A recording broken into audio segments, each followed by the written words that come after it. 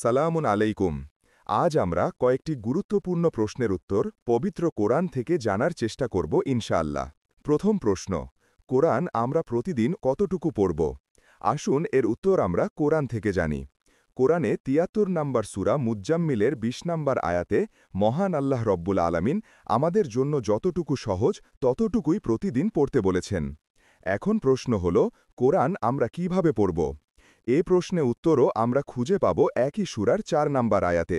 এখানে আল্লাহ বলেছেন, কোরআন ধীরে ধীরে স্পষ্টভাবে পড়তে হবে। তো এখন আমাদের মনে প্রশ্ন আসতে পারে যে, যারা কোরআন পড়তে পারে না তারা কি করবে? এর উত্তরও মহান আল্লাহ রব্বুল আলামিন চমৎকারভাবে দিয়েছেন। কোরআনে ৭ নম্বর সূরা আরাফের ২০৪ নম্বর আয়াত অনুযায়ী যখন কোরআন পাঠ করা হবে তখন তারা গভীর মনোযোগ দিয়ে শুনবে এবং নিশ্চুপ থাকবে। তবে তাদের উচিত কোরআন শিখে নেয়া।